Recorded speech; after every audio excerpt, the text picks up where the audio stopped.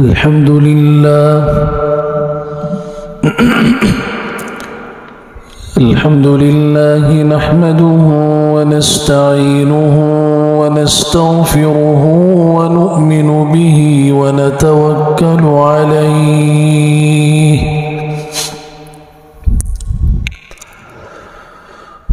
ونعوذ بالله من شرور أنفسنا ومن سيئات أعمالنا من يهده الله فلا مضل له ومن يضلله فلا هادي له وأشهد أن لا إله إلا الله وحده لا شريك له وأشهد أن سيدنا ومولانا محمدا عبده ورسوله صلى الله تعالى عليه وعلى آله وصحبه وبارك وسلم تسليما كثيرا. أعوذ بالله من الشيطان الرجيم. بسم الله الرحمن الرحيم. فاعلم أنه لا إله إلا الله. وقال سبحانه يرفع الله الذين آمنوا منكم والذين أوتوا العلم درجات. وقال عز وجل شهد الله أنه لا إله إلا هو والملائكة وأولو العلم قائما بالقسط لا إله إلا هو العزيز الحكيم.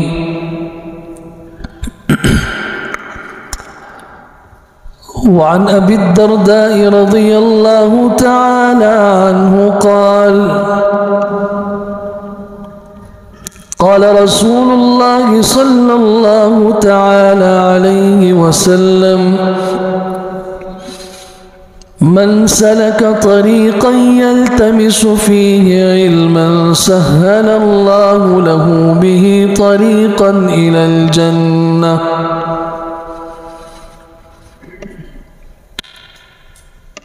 وعن عبد الله بن مسعود رضي الله تعالى عنه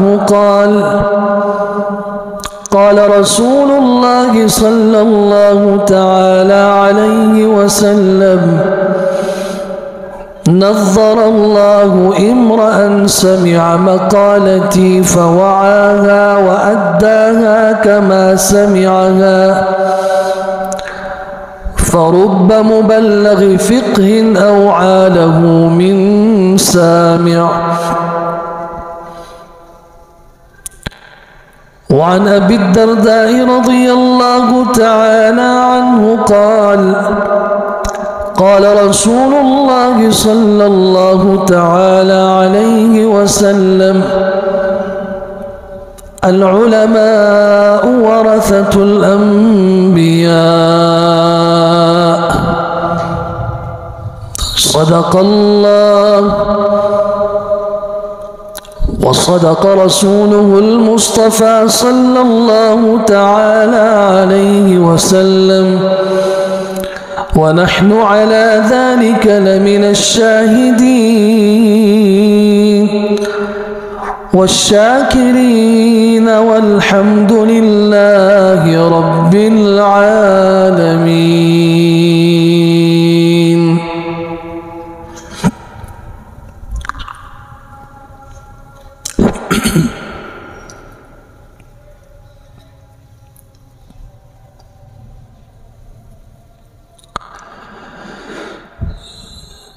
अल्लाह रब्बुल इज़्ज़त ने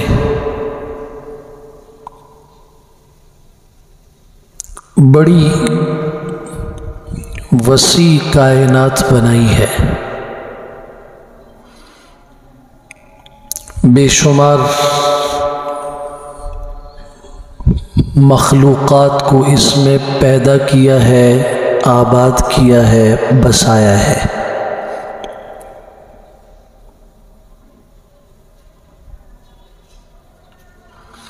ان ساری مخلوقات میں اللہ رب العزت نے انسان کا انتخاب کر کے اسے اشرف المخلوقات، ساری مخلوقات میں سب سے افضل، معزز اور مکرم بنایا ہے۔ سورہ بنی اسرائیل کی آیت نمبر 70، وَلَقَدْ كَرَّمْنَا بَنِي آدَمَ، البتہ تحقیق یقینی بات ہے، پکی اور ٹھکی بات ہے کہ ہم نے آدم کی اولاد کو عزت بخشی۔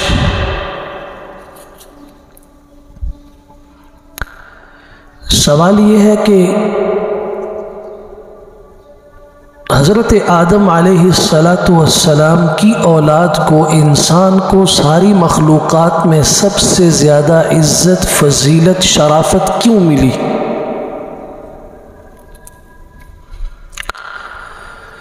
اگر کوئی یہ سمجھے کہ طاقت کی وجہ سے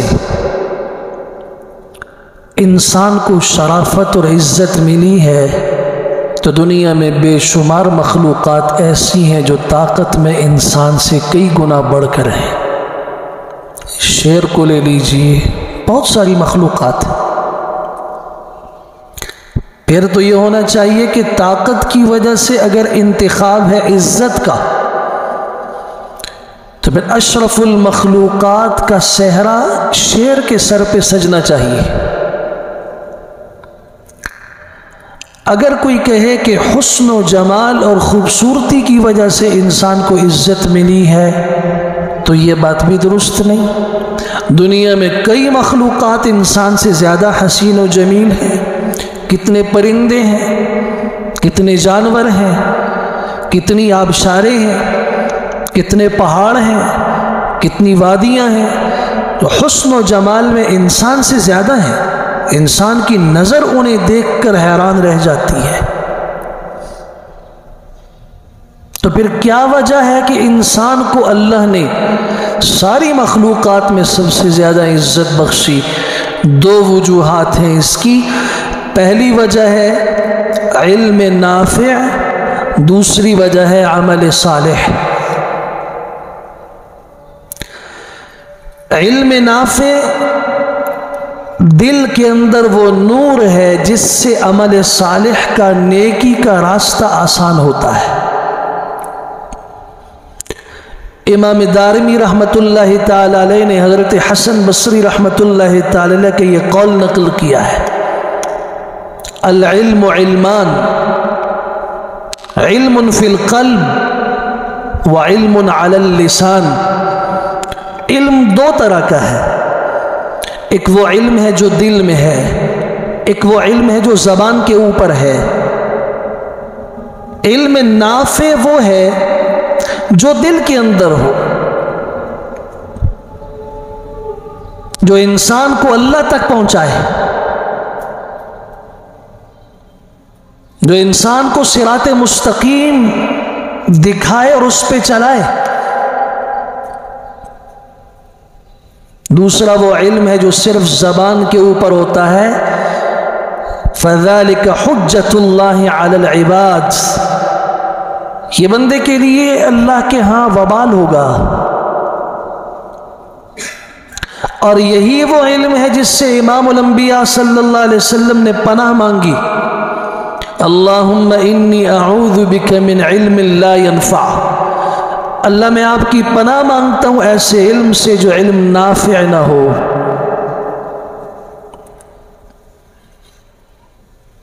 علم نافع، عمل صالح، یہ دو چیزیں انسان کی عظمت، اس کی فضیلت، اس کی بڑائی اور مخلوق میں اس کے سب سے عظیم ترین ہونے کی وجہ ہیں۔ قرآن مجید بھرا پڑا ہے۔ یاد رکھیے کہ جب ہم علم کی بات کرتے ہیں تو ہم اس علم کی بات کرتے ہیں جو دل کے اندر ہوتا ہے اور جو آپ کو اور انسان کو اور مجھے اللہ کے قریب کرتا ہے، جس سے اللہ کی محبت پیدا ہوتی ہے، جس سے اللہ سے تعلق مضبوط ہوتا ہے، جس سے امام الانبیاء صلی اللہ علیہ وسلم کی زندگی کو سیکھ کر اس کے اوپر چلنے کا شوق اور رغبت پیدا ہوتی ہے۔ وہ علم نہیں وہ صرف زبان کے اوپر ہو، صرف باتوں کی حد تک ہو۔ آج دنیا میں بہت سارے لوگ ہیں جن کے پاس وہ علم ہے جو زبان کی حد تک ہے، آپ زبان میں ان کو زیر نہیں کر سکتے، ایسے باتوں میں آپ کو الجھا دیں گے کہ اگر کوئی صاحب علم نہ ہوا، اور علم بھی ایسا جو عمل والا، اگر وہ نہ ہوا تو بہت سارے علم کے ہوتے ہوئے بھی لوگ دیکھے ہیں جو اپنی منزل کھو بیٹھے ہیں، گمراہی کی وادیوں میں دلدل میں پھنس چکے ہیں۔ علم کتنی بڑی دولت ہے۔ قرآن مجید کھولیے، فَاعْلَمْ أَنَّهُ لَا إِلَهَ إِلَّا اللَّهُ، سورت ہے سورہ محمد، اس کی آیت ہے آیت نمبر 19۔ فَاعْلَمْ، میرے پیارے محبوب آپ جان لیجئے، آپ اس بات کا علم حاصل کر لیجئے،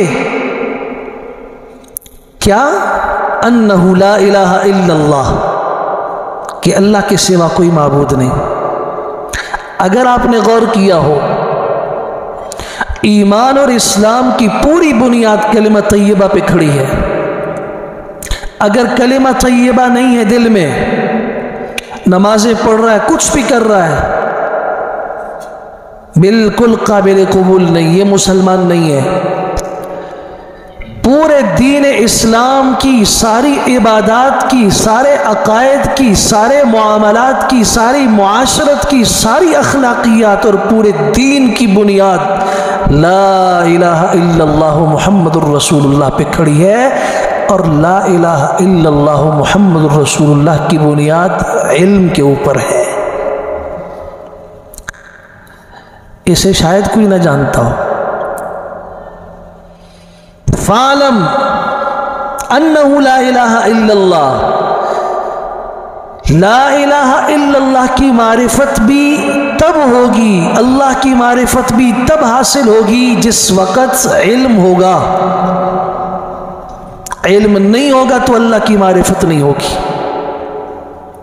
میں دوسری آیت پڑھنے لگا ہوں، يرفع اللہ الذین آمنوا منکم والذین اوتوا العلم درجات۔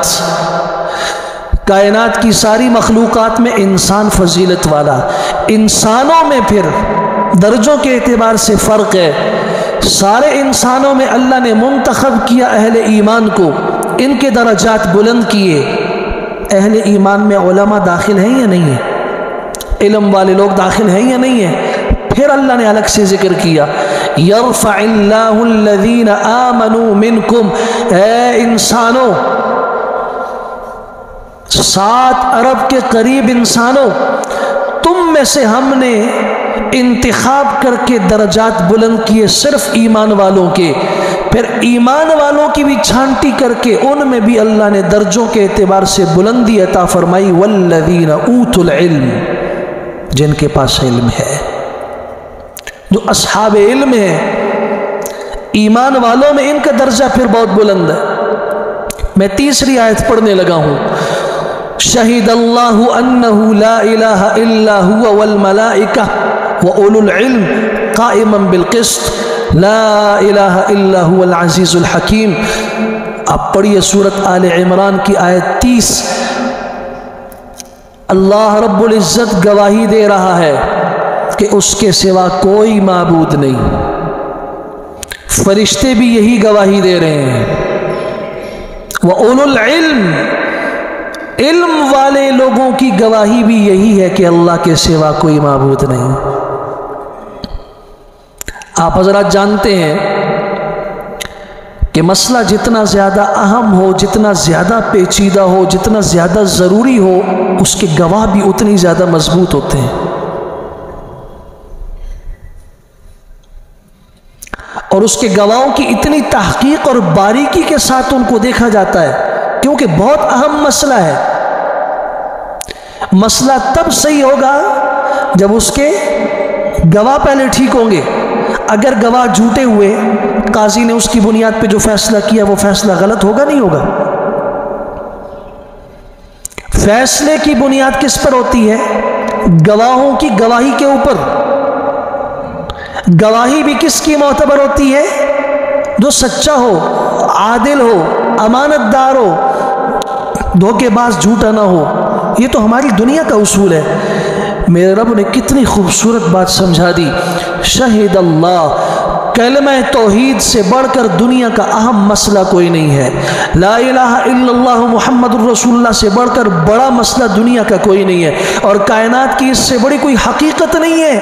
اس حقیقت، اس بڑے مسئلے، اس اہم ترین مسئلے کے اوپر گواہی دینے والی ذات اللہ فرماتے ہیں سب سے پہلے میں ہوں۔ شہید اللہ، اللہ گواہی دے رہا ہے۔ اللہ اور بھی کوئی گواہ ہے؟ ہاں، کلمہ طیبہ کی گواہی میرے ساتھ، والملائکہ، فرشتے بھی دے رہے ہیں۔ اور تیسرا طبقہ وَأُولُو الْعِلْمِ، جو علم والے ہیں، ان کی گواہی بھی یہی ہے۔ امام قرطبی رحمۃ اللہ تعالی فرماتے ہیں اگر علم والوں کی اور علماء کی فضیلت پر قرآن مجید کی کوئی آیت نہ اترتی، یہ ایک آیت بھی کافی ہے۔ اللہ نے کلمہ توحید کی گواہی کے لیے جن گواہوں کا انتخاب کیا، ان گواہوں میں اپنی ذات کو بھی گنوایا، فرشتوں کو بھی گنوایا، اور ان کے اندر تیسرے نمبر پر علماء کو ذکر کیا ہے۔ اب اگر دنیا کو علماء کی بات سمجھ نہیں آتی، ان کا وقار، ان کے احترام، ان کی عظمت، ان کا ادب سمجھ میں نہیں آتا، انہیں اپنے ایمان کی فکر کرنی چاہیے۔ علماء کو پریشان ہونے کی ضرورت نہیں، انہیں تو اللہ نے اتنی عزت دی، اپنی گواہی کے ساتھ ذکر کیا۔ میں چوتھی آیت پڑھنے لگا ہوں۔ قُلْ هَلْ يَسْتَوِي الَّذِينَ يَعْلَمُونَ وَالَّذِينَ لَا يَعْلَمُونَ، میرے پیغمبر صلی اللہ علیہ وسلم آپ کہہ دیجئے، اعلان کر دیجئے، کیا علم والے اور بغیر علم کے جاہل یہ دونوں برابر ہو سکتے ہیں؟ یہ سورہ زمر ہے، آیت اس کی 9 ہے۔ علم والا اور غیر علم والا دونوں برابر نہیں ہے، یہ اللہ کے قرآن کا فیصلہ ہے۔ میں 5ویں آیت پڑھنے لگا ہوں۔ اب قرآن مجید کھولیے، قرآن مجید کا پہلا پیغام امام الانبیاء صلی اللہ علیہ وسلم تک جو پہنچا ہے، یہ پیغام کون سا ہے؟ کبھی اس پہ آپ نے غور کیا؟ آج حرمین شریفین کی زیارت کرنے والے مسلمان جب حج کے لیے جاتے ہیں یا عمرے کے لیے جاتے ہیں تو یہ طواف بھی کرتے ہیں، سعی بھی کرتے ہیں، یہ کبھی میدان عرفات میں بھی جاتے ہیں، مزدلفہ میں بھی جاتے ہیں، یہ مینا میں بھی ٹھہرتے ہیں، قربانیاں بھی کرتے ہیں، سب کچھ کر رہے ہیں۔ اس کے باوجود یہ مکہ مکرمہ بیت اللہ سے 4 کلومیٹر دور جا کے ایک پہاڑ کے اوپر بھی چڑھتے ہیں۔ اللہ کے بندو، اس پہاڑی میں کیا ڈھونڈنے آئے ہو؟ تم تو حج اور عمرہ کرنے آئے تھے، ان کے اعمال کا تعلق وہاں سے ہے، اس پہاڑ پہ کیوں چڑھتے ہو؟ اللہ کی قسم، بوڑھے جن کی کمر جھکی ہوئی چل نہیں سکتے، ان کو بھی اس پہاڑی کے اوپر چڑھتے ہوئے دیکھا ہم نے۔ کیوں؟ یہ جبل نور ہے، اس کے اوپر چوٹی پہ ایک غار ہے، اس غار کا نام غار حرا ہے۔ اس غار حرا میں ہمارے پیغمبر صلی اللہ علیہ وسلم تشریف لایا کرتے تھے، اور وہاں ان پر پہلی وحی نازل ہوئی۔ وہ غار تو مقدس ہو گیا، وہ پہاڑی تو مقدس بن گئی، اس کی تو ہم زیارت کرتے ہیں، لیکن وہ قرآن اور وہ پیغام جو پہلا پیغام امام الانبیاء صلی اللہ علیہ وسلم کے دل پر اترا تھا، اس پیغام کی طرف ہماری آج تک توجہ نہیں گئی ہے۔ یہ حضور پر پہلا پیغام جو اترا ہے اللہ کی طرف سے، وہ کس چیز کا پیغام ہے؟ اقرأ بسم ربک الذی خلق، پڑھیے اس رب کے نام سے پڑھیے جس نے ساری مخلوق کو پیدا کیا۔ پھر دوبارہ فرمایا اقرأ، پڑھیے۔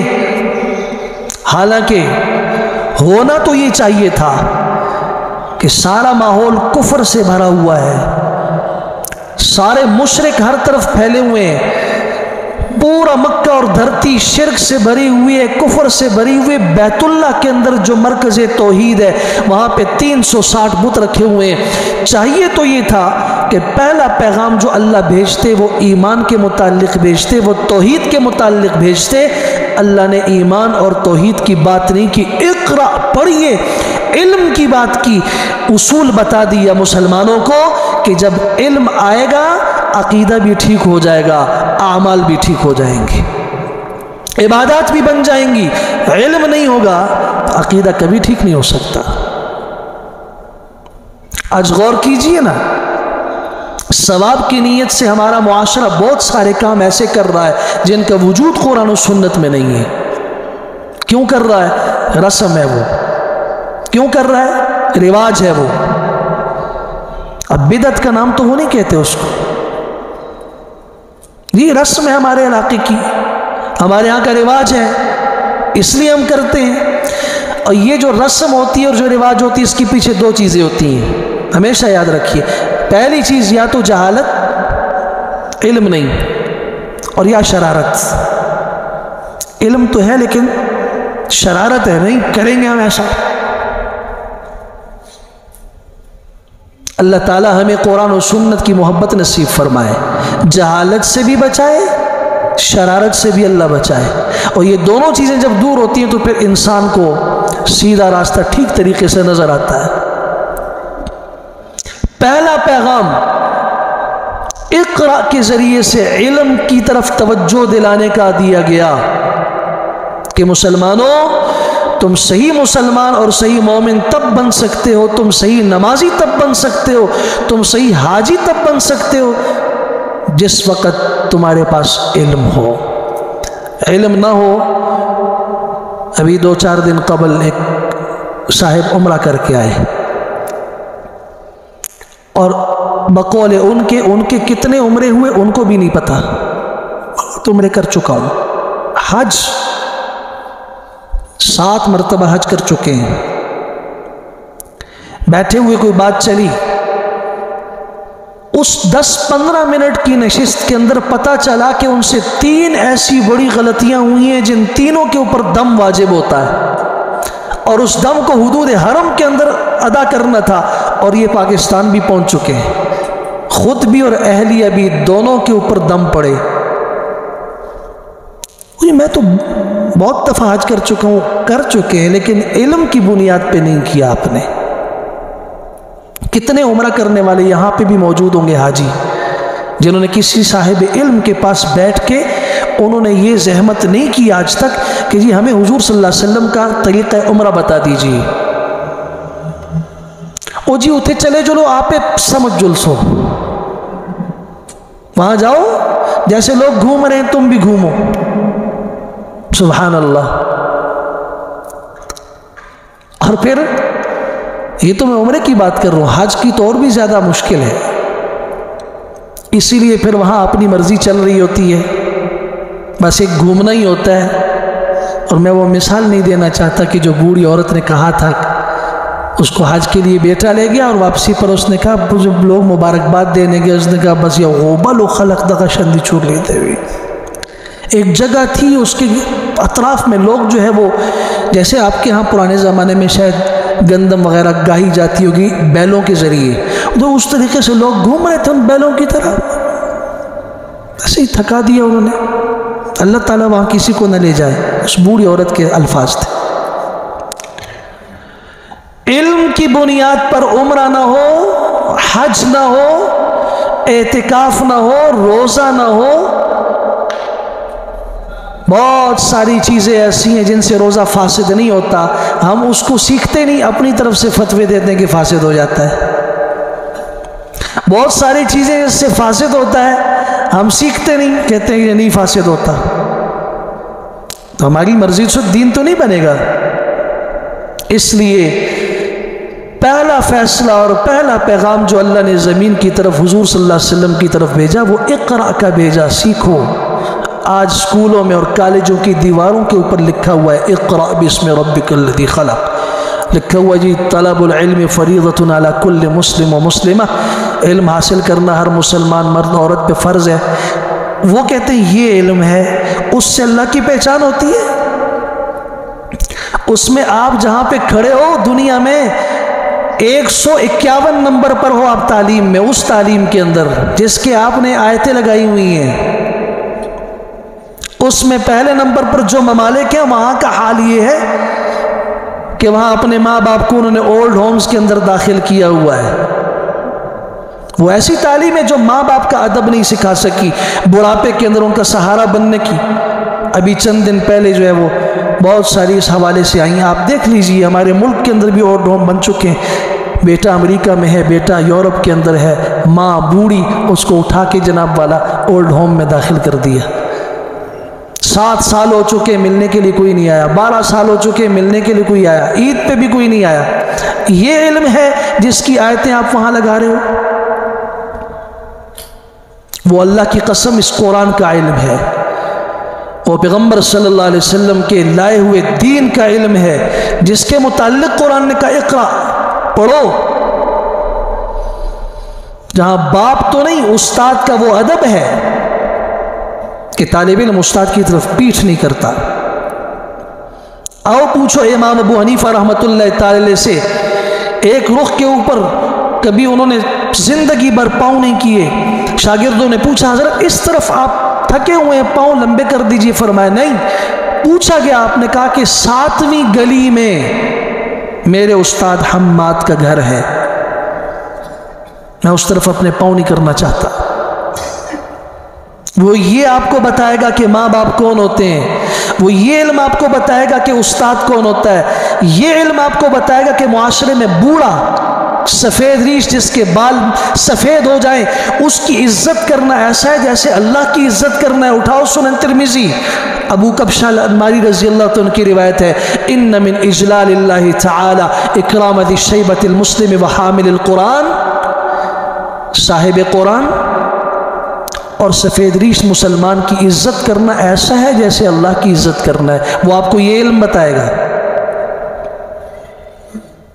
वहां रब कौन है, पैगंबर कौन है, सहाबा कौन है, अहले बैत कौन है, उलमा कौन है, ये आपको ये इल्म बताएगा कुरान और सुन्नत का।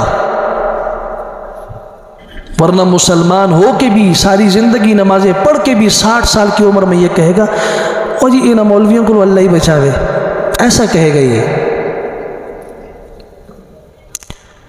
मैं 6ठी आयत पढ़ रहा हूं। हुजूर अक़दस सल्लल्लाहु अलैहि वसल्लम की बेसत के मकासिद में से एक बहुत बड़ा मकसद क्या था? किताबुल्लाह की तालीम देना। लक़द मन्नल्लाहु अलल मुअमिनीन इज़ बअस फ़ीहिम रसूलन मिन अनफुसिहिम यतलू अलैहिम आयातिहि व युज़क्कीहिम व युअल्लिमुहुमुल किताब वल हिकमा। हमने आपको भेजकर इंसानों पे एहसान किया, मुसलमानों पे एहसान किया। क्यों एहसान किया? आप उन्हें कुरान की आयतें पढ़ पढ़ के सुनाएंगे, आप उन्हें पाक करेंगे, आप उन्हें कुरान सिखाएंगे, आप उन्हें हिकमत सिखाएंगे। मैं 6ठी आयत पढ़ रहा हूं। हजरत लुक़मान अलैहिस्सलातु वस्सलाम, ये जो अलैहिस्सलातु वस्सलाम का मैंने लफ्ज़ कहा है बतौर नबी के नहीं कहा, बतौर दुआ के कहा है। अल्लाह ताला की तरफ से रहमत नाजिल हो उन पर, सलामती हो उन पर। ये नबी नहीं है लेकिन हकीम है, ऐसे दाना हैं। इनकी नसीहतें जो बेटे के नाम पे की गई हैं, उन नसीहतों को अल्लाह ने कुरान मजीद में जिक्र किया है। इनके नाम पे कुरान की सूरत 21वें पारे में सूरत लुक़मान। पूछो तो सही ना कि इस साहब को फजीलत क्यों मिली? نہ یہ نبی ہیں، زیادہ سے زیادہ ایک نیک صالح اللہ کے ولی ہیں، نبی کے برابر نہیں، لیکن ان کے نام کی سورت قرآن مجید کے اندر ان کی نصیحتیں جو بیٹے کے نام پر ہیں وہ قرآن مجید کا حصہ ہیں۔ یہ عظمت اور فضیلت ملی کیوں؟ وَلَقَدْ آتَيْنَا لُقْمَانَ الْحِكْمَةَ أَنِ اشْكُرْ لِلَّهِ، ہم نے لقمان کو حکمت دی، علم دیا، علم کی وجہ سے حضرت لقمان کو یہ مقام ملا۔ انسان تو انسان ہے، کتا جو اس کائنات کے سب سے نجس ترین اور گندے ترین جانوروں میں سے دوسرے نمبر پر ہے، اس سے پہلے نمبر پر سور آتا ہے جس کو خنزیر کہتے ہیں، اور دوسرے نمبر پر کتا ہے۔ امام الانبیاء صلی اللہ علیہ وسلم نے فرمایا اگر یہ کسی برتن میں منہ ڈال دے 7 مرتبہ، وہ جو کھانا ہے اس کے اندر پانی ہے اس کو تو استعمال نہیں کرنا، وہ تو گرانا ہی گرانا ہے، اس برتن کو 7 مرتبہ دھونا ہوگا اور 8ویں مرتبہ مٹی سے مانجنا ہوگا، تب جا کے وہ پاک ہوگا۔ لیکن اسی کتے کو جب سکھایا جائے جو شریعت نے 4 اصول بتائے ہیں، اس کے مطابق جب کتے کو تربیت دی جائے تو پھر اس کے منہ میں پکڑا ہوا شکار حلال ہو جاتا ہے۔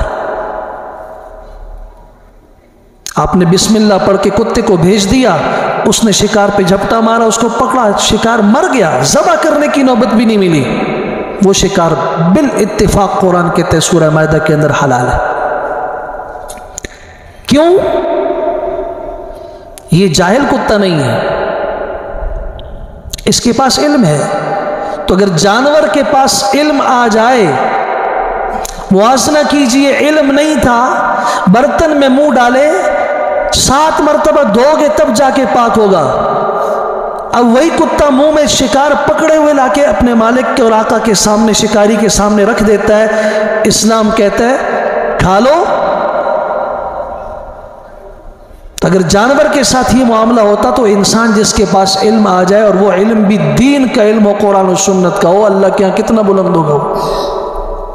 میں 9ویں آیت پڑھ رہا ہوں۔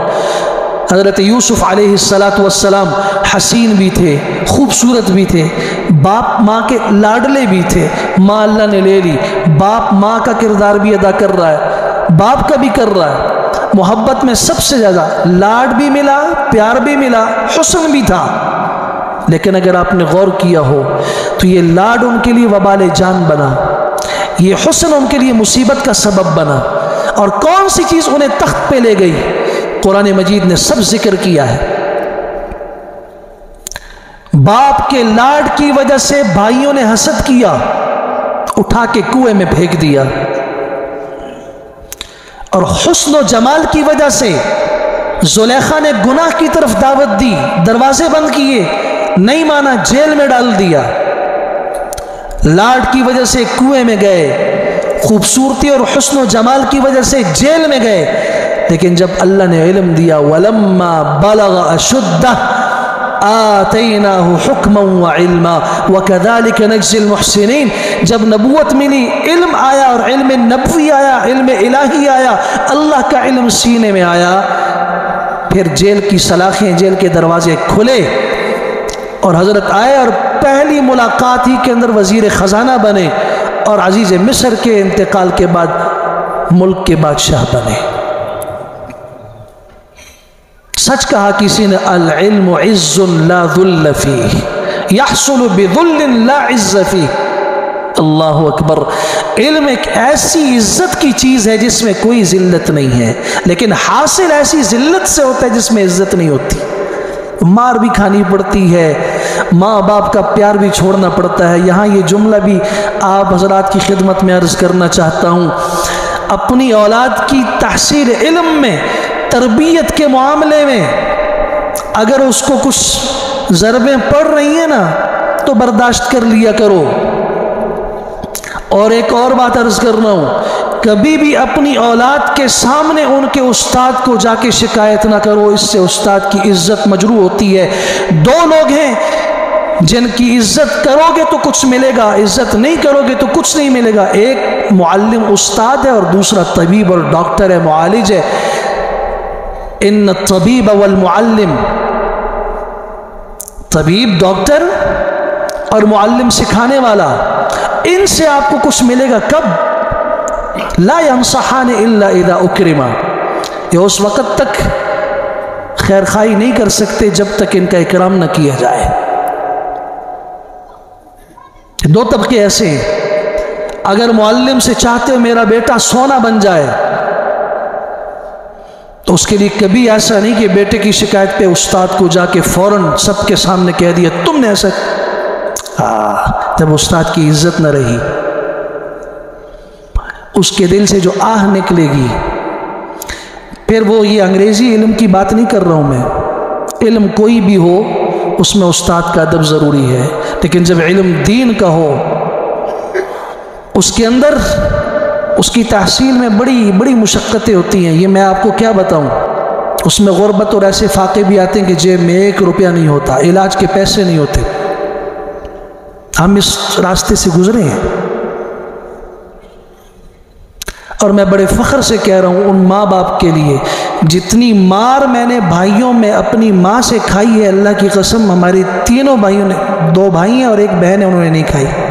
میں کبھی والدہ سے کہتا ہوں، کہتے ہیں تم نے نقصان بھی اس کا بڑا پایا ہوگا نا۔ اور میں یہ بات کہا کرتا ہوں کہ پہلا سفر تھا میرا تحصیل علم کا کراچی کی طرف، مجھے والدہ نے جاتے وقت ہاتھ نہیں ملایا۔ والد صاحب نے کہا کم از کم جاتے وقت سلام تو کرو، نہیں ملایا انہوں نے۔ تربیت کے معاملے میں کبھی سختی آتی ہے۔ العلم عز لا ذل فی، جب علم آ جائے گا پھر ایسی عزت ملے گی اس میں ذلت نہیں ہے، پھر جو ذلت کی کوشش کرے گا وہ خود ذلیل ہوگا۔ لیکن یحصل بذل لا عز فی، جب حاصل کریں گے تو پھر اس وقت بڑی مشقتیں آئیں گی، ہر طرح کی آئیں گی، اس میں پھر کوئی عزت اور فراخی نہیں ہوگی۔ امام عطا بن ابی رباح جلیل القدر تابعی ہیں، اور ان کا میں تعارف مختصر کروا دوں۔ کون ہے یہ؟ اسود، سیاہ کالے، اعور، بھینگے، نظر ٹھیک نہیں، اعرج، لنگڑے، اپاہج، اشل، ایک بازو بھی کام نہیں کر رہا، اور کانا فی آخر الحیات اعما، اپنی زندگی کے آخر میں جا کے نظر بھی غائب ہو گئی، نابینا بن گئے۔ ان کی آقا عورت نے ان کو کہا تم کسی کام کے نہیں ہو، دفع ہو جاؤ، آزاد ہو میری طرف سے۔ 30 سال بیت اللہ کے سائے میں گزارے۔ حضرت عبداللہ ابن عباس کے پاس تحصیل علم میں فرماتے ہیں 30 سال تک میں قضائے حاجت کے سوا حرم سے باہر نہیں نکلا، بیت اللہ کے پاس سے باہر نہیں نکلا۔ پھر اللہ نے وہ مقام دیا کہ امام ابو حنیفہ رحمۃ اللہ تعالی جنہیں آج دنیا امام اعظم کہتی ہے، صحابہ کے بعد امت کے اندر امام اعظم کہتی ہے، ان کے استاد ہیں۔ اور پھر امام ابو حنیفہ کے الفاظ جس کے متعلق یہ نکلے، واللہ ما رأیت افقہ من عطاء ابن ابی رباح، اللہ کی قسم میں نے عطا بن ابی رباح سے زیادہ فقیہ کسی کو نہیں پایا۔ آپ سوچ سکتے ہیں، جس کا تعارف تاریخ یہ کروائے کہ وہ سیاہ ہے، آنکھوں سے بھینگا ہے، آخر میں اس کی نظر ہی غائب ہو گئی، نابینا بن گیا، اور ہاتھ بھی شل ہے اور پاؤں سے بھی لنگڑا ہے، جسے اس کا آقا خود کہتا ہے تو کسی کام کا نہیں، لیکن جب علم سے جڑا، یرفع اللہ الذین آمنوا منکم والذین اوتوا العلم درجات، پھر اللہ نے بلندی دکھائی۔ آج ہشام بن عبد الملک اموی رئیس، شہزادہ، بادشاہ بیت اللہ کے اندر آ رہا ہے، چاہت ہے کہ مجھے حجر اسود کا بوسہ ملے، ہٹو بچوں کی صدائیں ہو رہی ہیں، راستہ دو۔ امیر المؤمنین تشریف لا رہے ہیں، مطاف میں لوگ طواف کر رہے ہیں، کسی نے راستہ نہیں دیا، یہ آیا اس کو راستہ نہیں ملا، طواف کر کے وہیں پہ بیٹھا انتظار میں۔ امیر المؤمنین وقت کا بادشاہ ہے، کچھ دیر بعد دیکھا ایک سیاہ लंगड़ाते हुए दो आदमी पकड़ के सहारा देते हुए उसको लेकर आए। सब लोगों ने रास्ता छोड़ा बैतुल्लाह के पास, मीज़ाब रहमत के नीचे, जहाँ हतीम है और जहाँ बैतुल्लाह का दरवाज़ा है, हजर अस्वद के बीच में उसके लिए मजलिस लगी। और वो लंगड़ा आदमी, स्याह फाम आदमी उस पर बैठा और उसने बिस्मिल्लाहिर्रहमानिर्रहीम अल्हम्दुलिल्लाह वस्सलातु वस्सलामु अला रसूलिल्लाह पढ़ा। खलीफा सुर्ख हो गया, ये कौन है? इस स्याह आदमी के लिए इतना बड़ा प्रोटोकॉल, और मैं आया, मुझे किसी ने रास्ता नहीं दिया। मैंने कहा आपको नहीं पता, ये मक्का मुकर्रमा में इस वक्त सबसे बड़े साहिब इल्म हैं हज़रत अब्दुल्लाह इब्न अब्बास रज़ी अल्लाह तआला अन्हुमा, जो कुरान मजीद के सबसे बड़े मुफस्सिर हैं सहाबा किराम में। हुजूर की दुआ की वजह से उनके शागिर्द हैं ये, उनके मसनद पे बैठने वाले चंद लोगों में से। जहाँ सईद इब्न मुसय्यब हैं, सईद इब्न जुबैर हैं, जहाँ बाकी हजरात हैं, इक्रिमा हैं, वहाँ अता इब्न अबी रबाह नजर आ रहे हैं। इल्म इंसान को बुलंदी पे ले जाता है। इल्म में नसब को नहीं देखा जाता, इसका बाप कौन था, इसका दादा कौन था।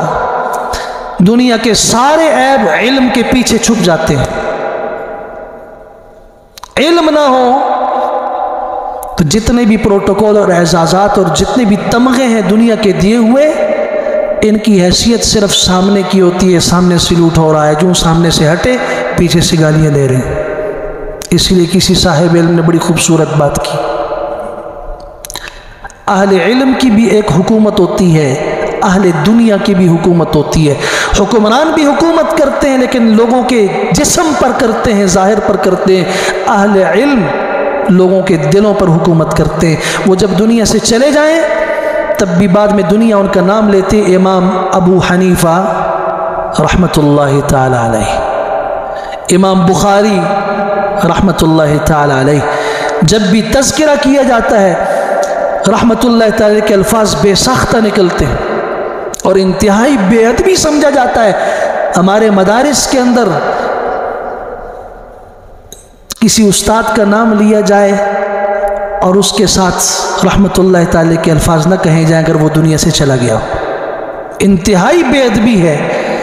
और उस आदमी को समझा जाता है कि इसका फैज़ आगे नहीं चलेगा, कि इसने अपने उस्ताद और उस्ताद के उस्ताद जो दुनिया से चला गया उसका ऐसे ही नाम ले लिया। रहमतुल्लाह ताला ने कहा काश कि आपको ये वक्त कुछ ज़िंदगी का मिले, आप कभी आओ हदीस के दर्स में बैठो, आपको पता चले कि जब मुहद्दिस बैठता है, तालिब इल्म इबारत हदीस की पढ़ता है, तो हदीस की इबारत से पहले इमाम बुखारी रहमतुल्लाह ताला का किस शान से तज़किरा करता है।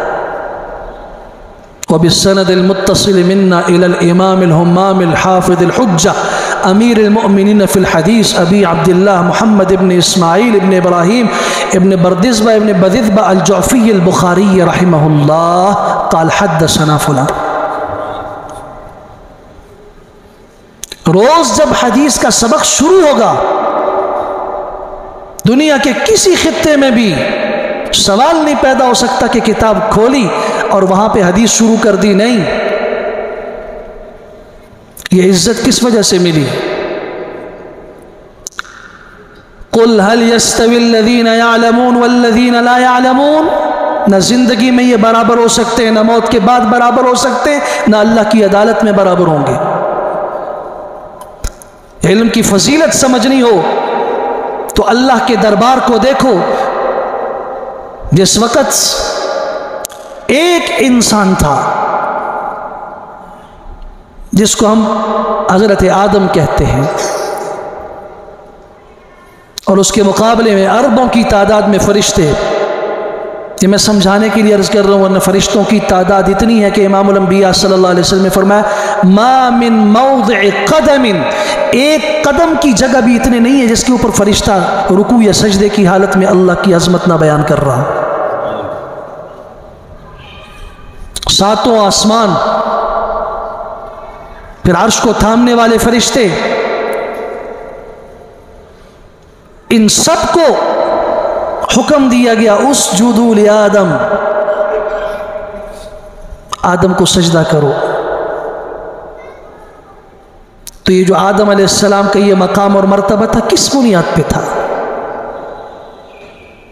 میں حوالہ دے دیتا ہوں قرآن مجید سورہ بقرہ پہلے پارے کی آیت 31 کھول کے پڑھو. وَعَلَّمَ آدَمَ الْأَسْمَاءَ كُلَّهَا ثُمَّ عَرَضَهُمْ عَلَى الْمَلَائِكَةِ فَقَالَ أَنْبِئُونِي بِأَسْمَاءِ هَؤُلَاءِ إِن كُنتُمْ صَادِقِينَ قَالُوا سُبْحَانَكَ لَا عِلْمَ لَنَا إِلَّا مَا عَلَّمْتَنَا. ہمارے پاس ان چیزوں کا علم نہیں ہے جو اللہ نے حضرت آدم علیہ السلام کو سکھائے. اس علم کی بنیاد پر اللہ نے فضیلت دی حضرت آدم علیہ السلام کو، فرمایا کہ سجدہ کرو.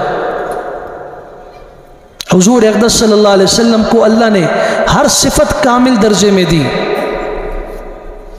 علم کتنا دیا؟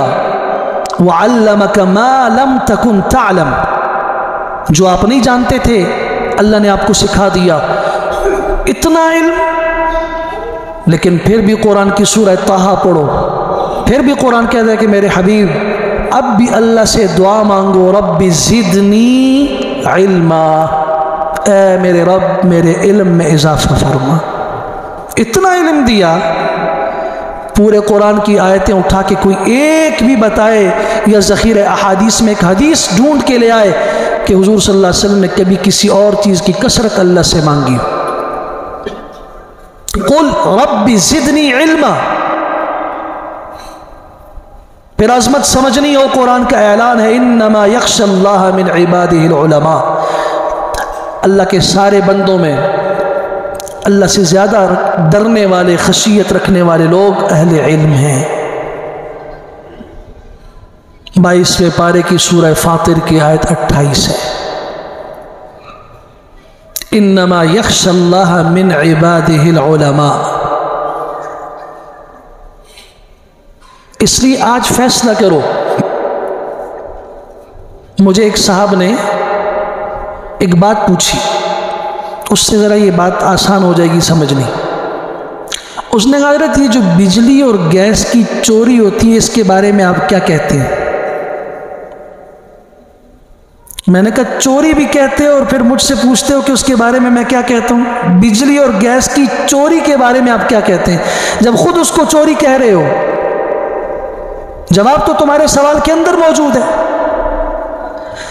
یہ آج کا طبقہ، امام صاحب، مولوی صاحب، صاحب علم، عالم دین، لیکن ایسا جب اس کو عالم دین کہہ رہے ہو، اس کو امام صاحب کہہ رہے ہو، اس کو قاری صاحب کہہ رہے ہو، اس کو حافظ قرآن کہہ رہے ہو، پھر کہتے ہو کہ جی میں آپ کو نہیں مانتا، آپ ایسے آپ ویسے. تو آپ خود اپنے سوال کے اندر غور کرو کہ آپ کیا رہے ہو.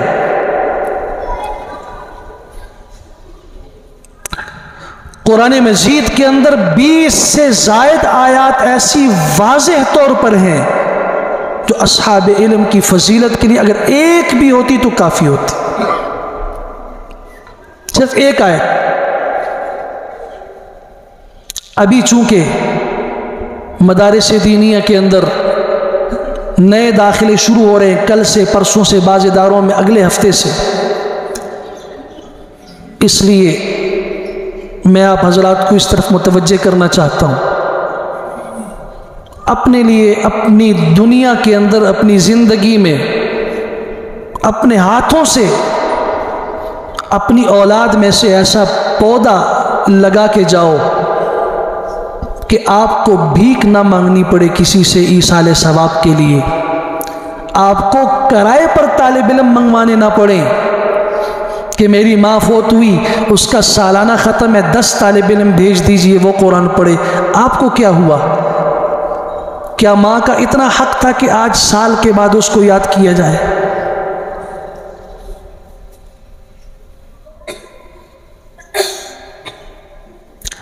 اس باپ کا ایک حق تھا کہ بس سال کا ختم ہوا ختم، اور وہ بھی طالب علموں کے ذریعے سے. خود کیا ہوا آپ کو؟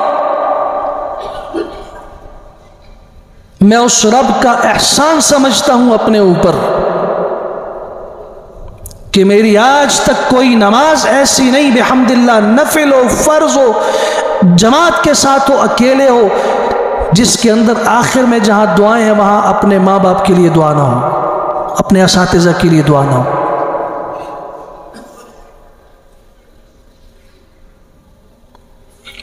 یہ ہے اپنے ہاتھوں سے لگاؤ،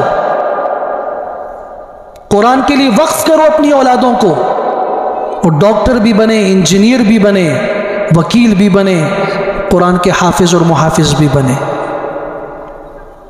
یہ نہیں کر سکتے کم از کم کسی اپنے قریب کے کسی ادارے کے اندر جہاں طلبہ پڑھتے ہیں کسی ایک آدھ طالب علم کی کفالت لے لو، جا کے مدرسے سے پوچھو ایک طالب علم کا میکسیمم خرچہ ماہانہ کتنا آتا ہے، سالانہ کتنا آتا ہے، یہ طالب علم کی کفالت میں کرتا ہوں، میری اولاد نہیں ہے یا ہے لیکن وہ بڑی ہو چکی، اب وہ قرآن کی حافظ نہیں بن سکتی، عالم نہیں بن سکتی، ایک طالب علم کا کتنا اخراجات آتے ہیں ماہانہ، میں ایک طالب علم کی کفالت ادا کرتا ہوں، اس کی ذمہ داری اٹھاتا ہوں، انشاءاللہ یہ آپ کا بچہ بن کے کل قیامت کے دن اللہ کی عدالت میں آپ کے حق میں گواہی دے گا، کہے گا کہ فلاں آدمی نے میری کفالت اٹھائی۔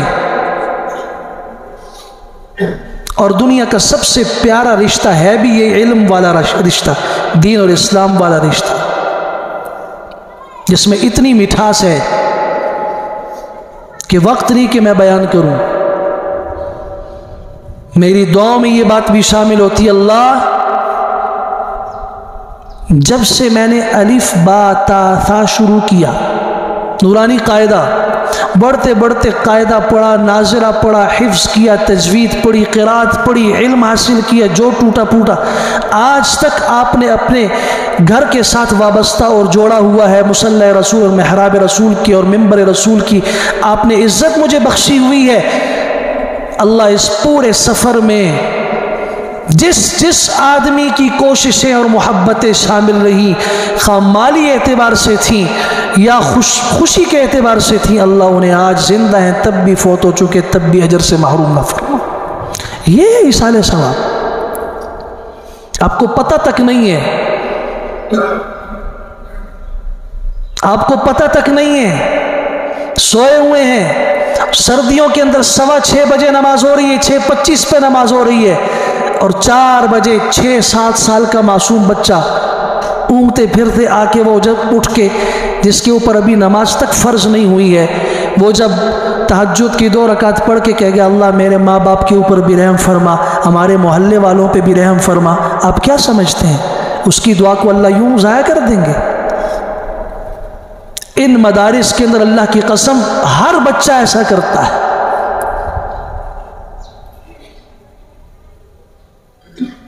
وہاں کا ماحول اس قسم کا ہے کہ حفظ کے وہ معصوم بچے جب اٹھتے ہیں ان کی تربیت پہلے دن سے یہ کی جاتی ہے کہ اپنی کامیابی کے لیے، اپنے ماں باپ کے لیے، اپنے اساتذہ کے لیے، اپنے ادارے کے لیے، اپنے محلے کے لیے، ان کے معاونین کے لیے ہمیشہ دعاؤں میں جگہ رکھو۔ میں بھی ایک ادنا سا طالب علم ہوں، مجھے اپنے اساتذہ نے یہی سکھایا، اس لیے اسی پہ آج تک انشاءاللہ مجھے نہیں یاد کہ کبھی حرم کے اندر سے لے کے یہاں تک کی کوئی دعا ایسی خالی رہی ہو۔ اس لیے اپنے بچوں کو حافظ قرآن بنائیے، مدارس میں بھیجیے۔ دین کے ساتھ آپ اور میں محبت نہیں کریں گے، اس کو ہم ہلکی نظر سے دیکھیں گے، اور کون ہوگا اس کی عزت کرے گا؟ ایسے افراد پیدا کرو جو دین کو غیرت سمجھ کے، آج خاندان کی غیرت پہ مر مٹنے والے لوگ بے شمار موجود ہیں اس مجمع میں، ہر آدمی اپنے ماں باپ کی غیرت پہ بھی مرنے کے لیے تیار ہے، اپنے خاندان اور قوم کی غیرت کے، اپنے علاقے کی غیرت پہ بھی مرنے کے لیے تیار ہے۔ کبھی دین کے اوپر بھی غیرت کرنے والے جذبے پیدا کرو کہ ہمارے دین کے بارے میں کوئی بات کرے، ہمارے علماء کے بارے میں کوئی بات کرے، ہمارے اساتذہ کے بارے میں کوئی بات کرے، ہماری مساجد مدارس کے بارے میں کوئی بات کرے، مسلمان کا دل دہل جائے۔ اگر وہ ہاتھ نہیں اٹھا سکتا، کم از کم دل میں نفرت تو کر سکتا ہے کہ اللہ یہ غلط کر رہا ہے، مجھے اس کے اس عمل سے نفرت ہے۔ اللہ تعالی ہمیں ہوش بھی نصیب فرمائے، عمل کی توفیق بھی نصیب فرمائے۔ وآخر دعوانا الحمدللہ رب العالمین۔